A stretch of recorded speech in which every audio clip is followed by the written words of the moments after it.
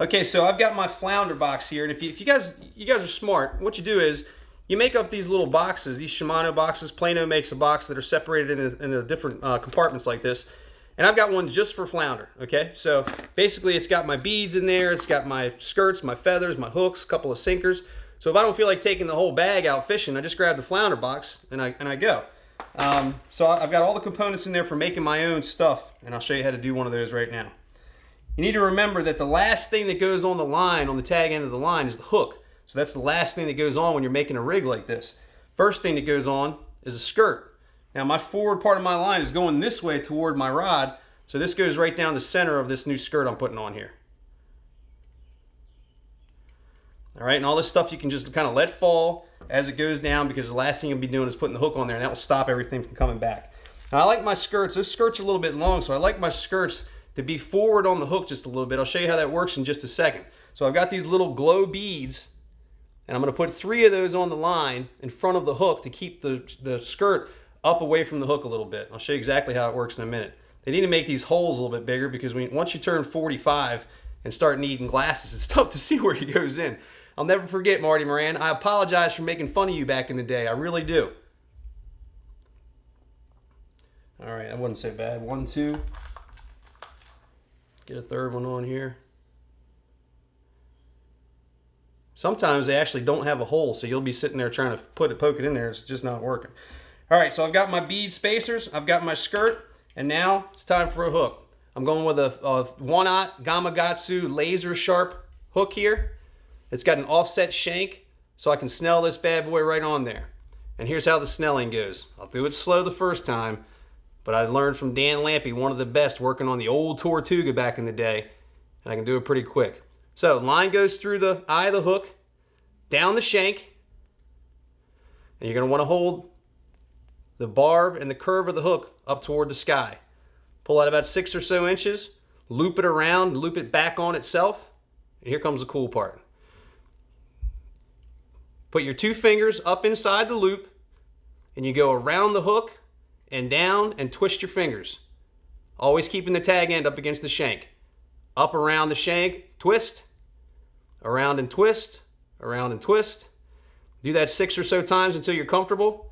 Here's the tricky part. Hold this with your 2 fingers. Make sure that's all nice and snug in there. You pull your tag end out. That pulls the loop out. Nibble on the end. That's a perfectly snelled hook, okay? I'll put that up against any Sea Striker rig. Snip your tag end. Now everything comes down nice and snug. And there you go. And as I was telling you before, now that skirt will fall just past the end of the hook. And that's about where I want it, because if I put a gulp on there or a minnow back there, he's going to hang back about that far, whereas if it was down further, he'd be covered up by the skirt. I don't want that. I want him to be able to be seen a little bit.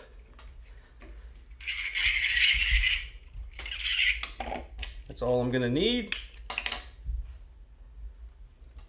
In the middle of the rig, I pull about 10 inches or so of line, make a big loop. Here's where my dropper loop comes in for my second hook. You twist this in there maybe 6 times or so. Make that hole in the middle so I've got 2 wraps on both sides. Pull the main loop through. Give it a little wet. All right, and there's my dropper loop. Normally you could put a hook right on there. I like snelled hooks, so what I do is I clip one end. There we go. Now I've got one coming off here. I told you I'd do it slow the first time. This time I got to throw it on there. Loop around.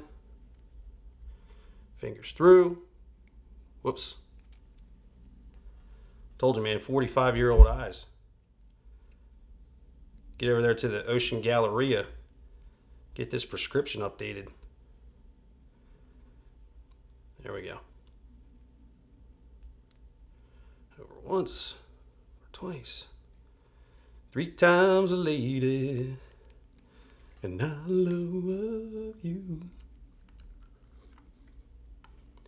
There we go. Snell number 2.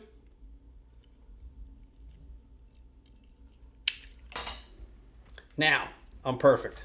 There's my flounder rig.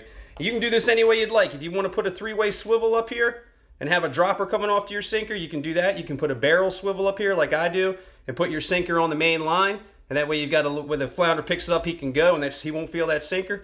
But that's it. Very simple. 9 times out of 10, I will get a bite on this hook up top. Somehow this attracts them. This one's bouncing off the ground a little bit as you're going around. And 9 times out of 10, the bite will be on this hook. I hope it is for you. We'll be back in just a second to close this all out. Stay tuned. You're watching Hooked on OC.